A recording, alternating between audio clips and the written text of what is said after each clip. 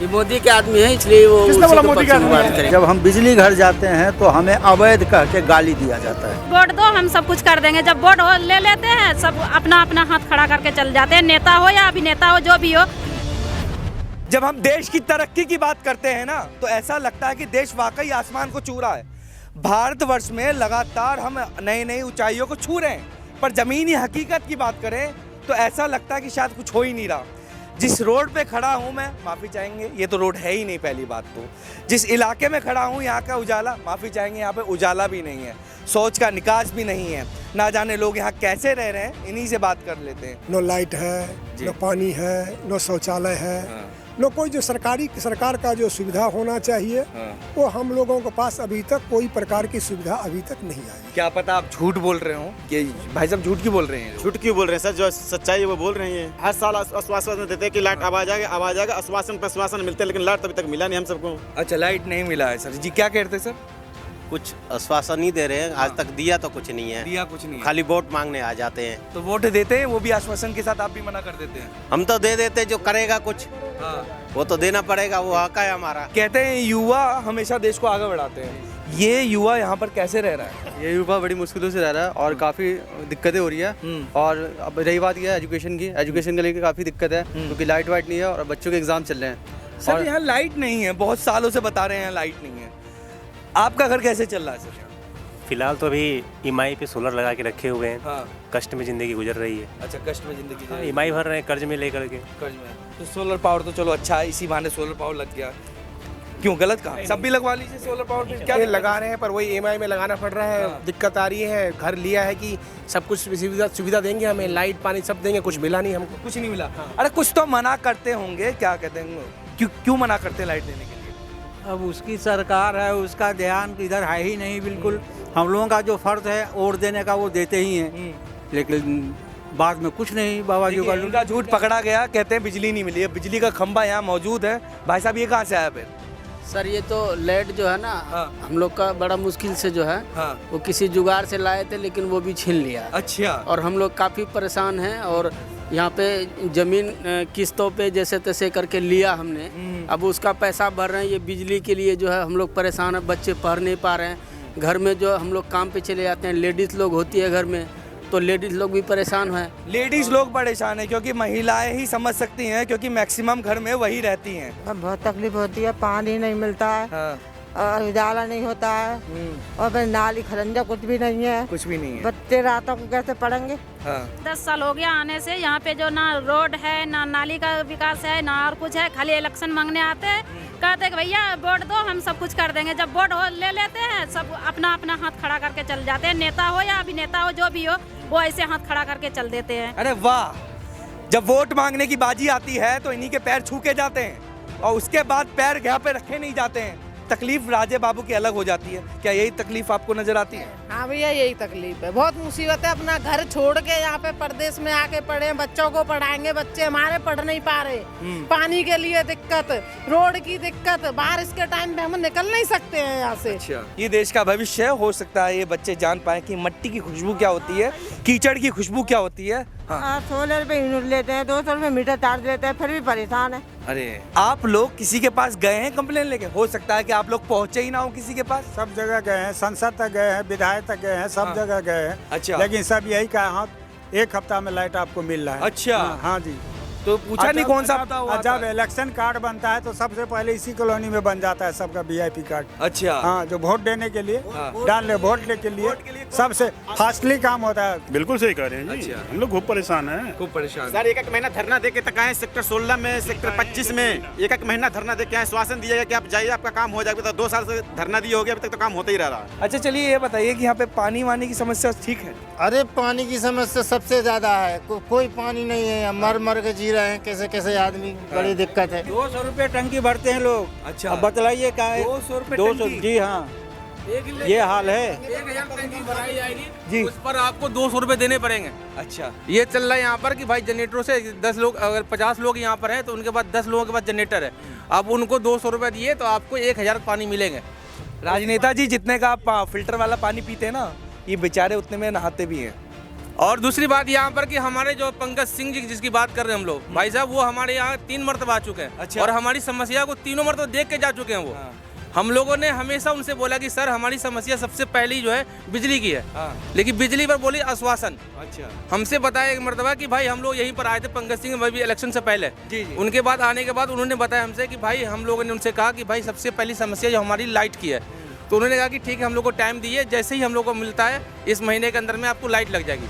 ये आश्वासन पंकज सिंह ने भी दिया हमें, और हमें महेश शर्मा जी जो है हमारे, अच्छा जी, उन्होंने भी आश्वासन देके, हमारे पंडित जी यहाँ पर है, उनसे पूछिए उनसे किस तरह की बात हुई थी उनसे। उन्होंने कहा कि आप हमें वोट दीजिए, आपको 15 दिन के बाद लाइट मिल जाएगी। उस दिन को बीते हुए आज 7 साल हो गए। 7 साल 7 साल हो गए। 7 साल के अंदर मैं बस एक चीज दिखाना चाहता हूँ जो इन भाई साहब ने मुझे दिखाई थी कि इस मोहल्ले में एक ही हैंड पंप है ना भाई? पूरी कॉलोनी में एक ही है जी, इतनी बड़ी जरा वो भी दिखा देते हैं, जरा ये दिखाइए आप। ढींगरा लोग होते हैं ना, बस उनका काम तो होता है, गरीब आदमी का काम नहीं होता है मीडिया। तो बिल्कुल सही कहा आपने, ये मीडिया सिर्फ दिखावा कर रही है और कुछ नहीं करती। दिखावा कर रही है। आज 4 महीना आएगा लाइट को। मुझे एक एप्लीकेशन दिखाइए जो आपने योगी आदित्यनाथ को लेटर दिया हो। योगी आदित्यनाथ? हाँ, मतलब एप्लीकेशन दिखाइएगा जरा, हम भी देख लीजिए भैया। एक लेटर होगा बाकायदा जो योगी सरकार को दिया जाता होगा। अगर उन्होंने नहीं किया तो योगी सरकार काम चोरी करती। खैर योगी सरकार में पहली बात तो है नहीं काम चोरी है, इनके राजनेता वोट लेकर चले जाते हैं और भूल जाते हैं।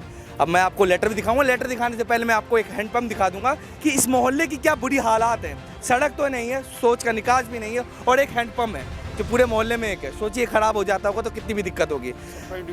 हो सकता है कि कुछ लोगों को इनकी बात बुरी लगे, जो भाई साहब ने भी बोली कि पत्रकारों के हाथ से कुछ नहीं होता। बिल्कुल सही बोला है, पत्रकार इस समय बिक चुके हैं।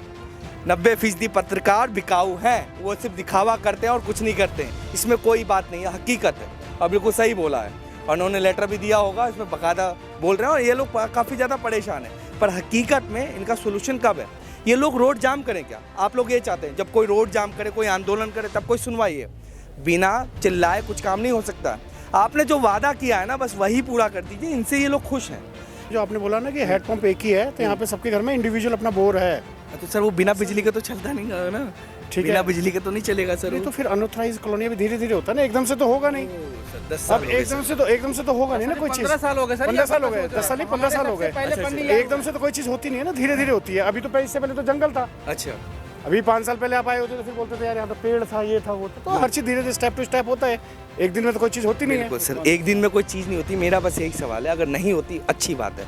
राजनेता जब वोट मांगने आए ना तो आपसे कहते सर 4 साल बाद आपकी रोड बन जाएगी, पर जब वो ये बोलते हैं वो मेन रोड बनी तो है, वो बनाई तो है, योगी सरकार ने तो बनाई जो मेन सच्चा बन कैसे बना मैं बता रहा हूँ आपको। इलेक्शन से पहले शुरुआत हुआ था कि ये वोट डालेंगे और उसके बाद ये रोड बनेंगे।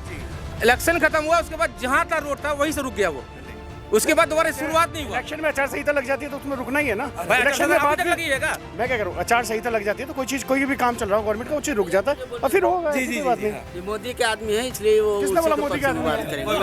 मैं ये कह रहा हूँ कि ये जो 300 मीटर का रोड है, ये क्या 9 साल में बनेंगे क्या? आज हम अभी इलेक्शन का टाइम है, मान के चलिए, अभी हमने वादा कर लिया कि सर हम आपको वोट देंगे, और आपने प्रॉमिस कर दिया कि ठीक है वोट के बाद जो है जस्ट पहला काम जो होगा वो बिजली का होगा, और इस साल हम वोट दे दें और 15 साल के बाद विकास होगा क्या? वो 15 साल के बाद आएंगे कि नहीं आएंगे उसका गारंटी आपके पास है या उनके पास है? मैं कोई राजनेता तो हूँ नहीं, वोट मेरे को तो दिया नहीं आपने। नहीं आपने जो बात कही उस पर मैं कह रहा हूँ, क्या बात ठीक नहीं है तो बनाए तो है ना, ठीक है। हम भी, मैं भी यहीं रहता हूँ, यहीं पे मैं भी यहीं रहता हूँ। मोदी का आदमी ठीक है, मोदी का क्या रजिस्ट्री लिखी है क्या? मोदी का आदमी है। हमने सही कर रहे हैं, किसी चीज का भी लिमिट होता है भाई, 10 दिन 15 दिन 20 दिन। इसका मुझे लगता है कितना रोड का काम कितना दिन हो गया? 13 साल हो गया, 13 साल से मैं यहाँ पे रह रहा हूँ। मैं ये पूछना चाहता हूँ कि ये डूब क्षेत्र है, ठीक है, डूब क्षेत्र है तो वहाँ पे मेन रोड से बैरिकेड कर दे कि ये हमारा अपना डूब क्षेत्र का एरिया इलाका है, कोई ज़मीन नहीं लेगा। ज़मीन अगर कोई लेता है तो वहाँ पे रजिस्ट्री क्यों करता? मोटिसन दाखिल खारिज सारा पक्की है हमारे पास। हमने पूरी ज़िंदगी का कमाई यहाँ पे लगा दिया, अब मैं कहाँ जाऊँ? अब मुझे बता दीजिए कहाँ जाए, वहीं चले जाते हैं। हमें क्या शौक नहीं है कि अपार्टमेंट में रहें? हमारे पास अगर इतना पैसा हो तो हम भी तो सोसाइटी में रहना चाहते हैं, 4 व्हीलर में घूमना चाहते हैं। हमारे पास नहीं है तभी तो यहाँ पे इस खंडर में है। हमने पैसा खर्च किया है मोटिसन में और रजिस्ट्री में पूरे पैसे हमने दिया। 48 पेज का मेरे पास रजिस्ट्री का पेपर है।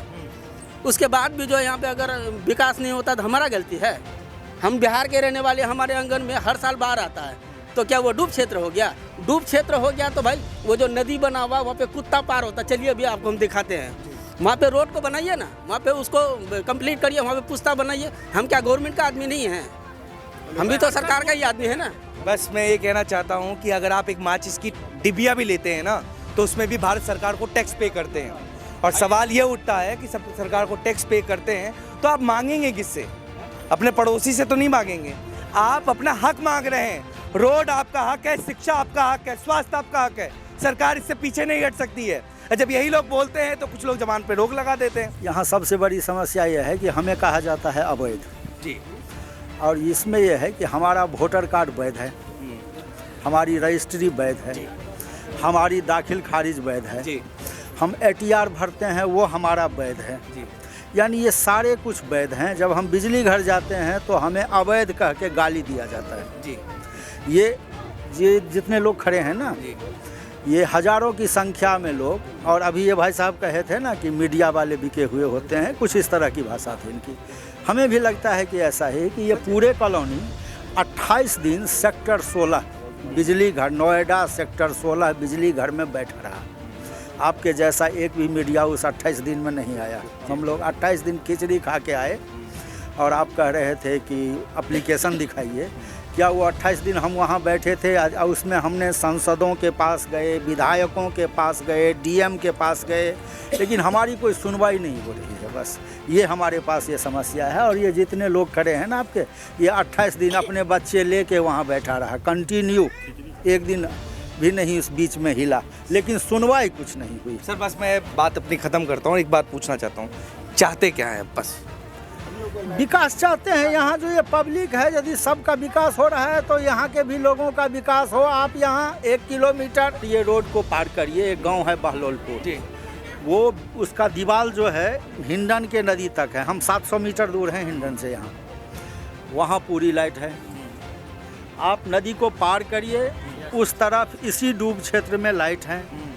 यानी सिर्फ इस नदी के एक तरफ 3 किलोमीटर ओनली, जिसमें 50,000 लोग रहते हैं, उनके पास ये कहा जाता है कि ये अवैध है। जबकि हिंडन 17 किलोमीटर नोएडा में बहती है जी। नोएडा के क्षेत्र में 17 किलोमीटर हिंडन है, जिसमें और हर जगह इस डूब क्षेत्र में लाइट है। सिर्फ 3 किलोमीटर ओनली वन साइड, एक तरफ। ये और चीज़ों को तो छोड़िए, पब्लिक जैसे तैसे कीचड़ में भी चल लेगा।